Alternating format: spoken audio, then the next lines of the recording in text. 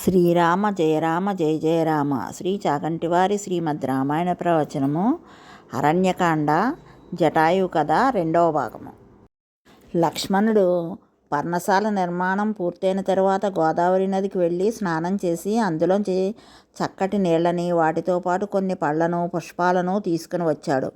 కొత్త ఇంట్లోకి ప్రవేశించే ముందు చేయవలసిన శాంతి కర్మలన్నిటినీ నిర్వహించాడు. తర్వాత అన్నగారి దగ్గరకు వదినగారి దగ్గరకు వెళ్ళి చేతులు కట్టుకుని నిలబడి, అన్నయ్య, ఇల్లు కట్టడం పూర్తయింది. నువ్వు కోరుకున్నట్లే పర్ణశాల నిర్మాణం చేసేశాను.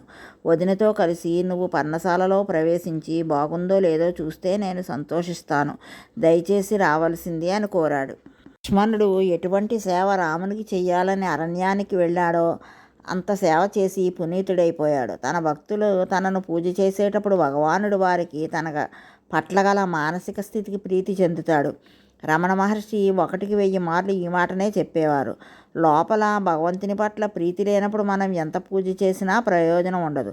పూజ చేసేటప్పుడు అక్కడ ఉన్నది విగ్రహం కాదని పరమాత్మే అని దృష్టితో చూసి పూజ చేయాలి. రామచంద్రమూర్తి లోపలికి వెళ్ళి ఆ పర్ణశాలను చూసి, లక్ష్మణ, గొప్ప పని చేసినవాడా, ఇప్పుడు నేను నీకు ఏమి ఇవ్వగలను? నువ్వు చేసిన ఈ పనికి నీకు ఇవ్వగలిగిన కానుక వేరొకటి నా దగ్గర లేదు. ఇదిగో ఇప్పుడు నీకు ఈ కానుక ఇస్తున్నాను అని లక్ష్మణుని తన దగ్గరకు పిలిచి తన బాహువులలో లక్ష్మణుని గట్టిగా కౌగిలించుకున్నాడు. ఏనాడు ఈశ్వర ఆలింగన సౌఖ్యం పొందగలం? ఈశ్వరాలింగనాన్ని పొందగలిగింది మనం కర్మేంద్రియములతో చేసే పూజ వలన కాదు. పూజలో కర్మేంద్రియముల వెనుక మన మనస్సు ఉత్సాహభరితమై ఉన్నప్పుడు దాని ఫలితంగా పరమేశ్వరుని ఆలింగన సౌఖ్యం మనం అనుభవిస్తాం. ఇది అన్ని సౌఖ్యముల కంటేనూ అధికమైనది. ఇది మహదైశ్వర్యం. ఇది లక్ష్మణుడు పొందాడు. ఇది లక్ష్మణుడి కైంకర్యం అంటే. లక్ష్మణ, నువ్వు నాతోటి భావము చేత కృతజ్ఞత చేత నాకు తమ్ముడివి కావు. నువ్వు నాకు తండ్రివి. నువ్వు నాకు తండ్రిగా ఉంటే నాకు తండ్రి లేకపోవడం ఏమిటి? నాకు ఎప్పుడూ తండ్రి ఉన్నాడు. ధర్మజ్ఞుడైన దశరథ మహారాజు వెళ్ళిపోలేదు. ఆయన నాకు నీ రూపంలో ఉన్నాడు అన్నాడు. వారంతా పంచవటి ఆశ్రమంలో సుఖంగా సంతోషంగా కాలం గడుపుతున్నారు. ఇంతలో హేమంత ఋతువు వచ్చింది. మార్గశీర్ష పుష్యమాసములలో హేమంత ఋతువు ఉంటుంది. విస్తారంగా మంచు పడుతూ ఉంటుంది. సాధారణంగా హేమంత ఋతువులో తెల్లవారుజామున ఎవ్వరూ నిద్ర లేవము. చలికాలం కాబట్టి లేవడానికి కొంచెం బద్ధకిస్తాము. కానీ రాముడు అలా కాదు. రాముడు తెల్లవారుజామునే లేచి బ్రాహ్మీ ముహూర్తంలో స్నానం చేయడానికి గోదావరి తీరానికి బయలుదేరాడు. ఆయన వెనక సీతాలక్ష్మణులు బయలుదేరారు. రాముడు స్నానానికి వెడుతుంటే రాముడు స్నానం చేసిన తర్వాత కట్టుకోవలసిన పొడిబట్ట, చెంబు మొదలైన సామాగ్రి లక్ష్మణుడు పట్టుకున్నాడు.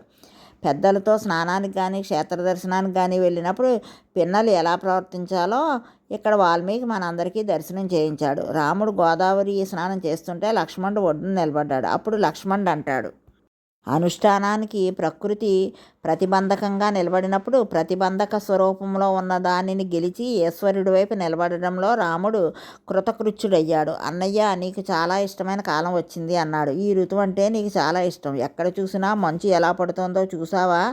అన్నిటినీ మించి ఈ ఋతువులో ప్రజలందరికీ ఇష్టుడు సూర్యుడు. ఈ ఋతువులలో లోకమంతా కూడా నీటిని చూసి స్నానాదులు చేయడానికి భయపడుతుంది. ఈ ఋతువులలో పంటలన్నీ ఇంటికి చేరుతాయి. హేమంత ఋతువులో ఉత్తరాయణ పుణ్యకాలం ప్రవేశిస్తుంది. కొత్త పంట ఇంటికి రాగానే ఆ పంటలో కొంత భాగం పితృదేవతలను ఉద్దేశించి నవాగ్రేణ పూజ అనబడే పూజ చెయ్యాలి. దానివల్ల పితృదేవతలు సంతోషిస్తారు. పితృదేవతలు సంతోషిస్తే శరీరమునకు ఉన్న పాపము తొలగి సత్సంతానం కలుగుతుంది. కలిగితే వంశం వృద్ధిలోకి వస్తుంది. ఇప్పుడు ఎక్కడ చూసినా నవాగ్రేణ పూజలు జరుగుతున్నాయి. ఈ పూజల చేత లోకులందరూ పాపములను తొలగించుకున్నవారై ఉన్నారు. పంట చేతికి వచ్చినందుకు పల్లెలలోనూ జానపదాలలోనూ ప్రజలు పరమతృప్తితో ఉన్నారు. ఈ సమయంలో పశువులు పాలను సమృద్ధిగా ఇస్తాయి. పాడి పంట రెండూ ఉన్నాయి. అందుకని అందరూ సంతోషంగా ఉన్నారు. గ్రామములలో ఉండే వారందరూ పరమానందంగా ఉన్నారు. కారండవములు, సారసములు అనేవి నీటి పక్షులు. ఇవి ఎప్పుడూ నీటిలో తేలుతూ ఉంటాయి. కానీ ఇప్పుడు ఇవి నీటిపైకి వచ్చేసి రెక్కలను బాగా ముడిచి వేసుకుని వాటి ముక్కును రెక్కలలో పెట్టుకుని కూర్చున్నాయి. వీటిని చూస్తే నాకు ఏమనిపిస్తుందో తెలుసా? ఉత్తమ క్షత్రియ వంశములో పుట్టి యుద్ధరంగం దాకా వెళ్ళి ప్రగల్భాలు చెప్పి యుద్ధరంగంలోకి వెళ్ళగానే యుద్ధానికి వెళ్ళడం మానేసి భీరువై బయట కూర్చున్నవాడిలా ఉన్నాయి ఈ పక్షులు అన్నాడు. అవి జలపక్షులు. నీళ్లలో ఉండాలి, కానీ నీళ్లలో ఉండకుండా నీటి ఒడ్డున ముడిచిపెట్టుకుని కూర్చున్నాయి. ఆ నీటి చల్లతనానికి అవి కూడా సహించలేకుండా ఉన్నాయి. ఏనుగులకి చాలా దాహం వేసి నీళ్లు తాగుదామని నదుల దగ్గరకు వచ్చాయి.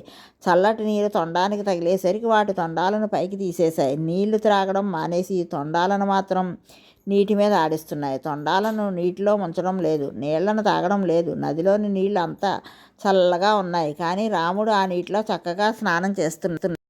అన్నయ్య, నాకు ఒక్క విషయం ఆశ్చర్యంగా ఉంది. లోకంలో ఒక నానుడు ఉంది. సాధారణంగా మనుషులందరికీ తల్లి పోలిక వస్తుంది, తండ్రి పోలికలు తక్కువగా వస్తాయి.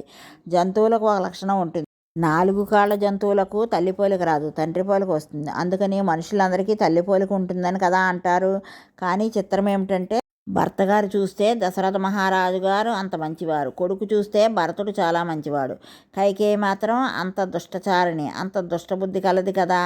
ఆ అమ్మ పోలికలు భరతునికి రాలేదు. తెల్లవారుజామున నువ్వు జ్ఞాపకం వచ్చి నిన్ను విడిచిపెట్టి ఉండలేక భరతుడు కూడా ఇలాగ సరయూ నదిలో స్నానం చేస్తూ ఉండి ఉంటాడు. కానీ అన్నయ్య, భరతునికి అమ్మ పోలిక ఎందుకు రాలేదంటావు అని అడిగాడు. ఈ మాటలకు స్నానం చేస్తున్న రాముడు, లక్ష్మణ, నువ్వు ఇప్పటిదాకా భరతుడి గురించి మాట్లాడావు.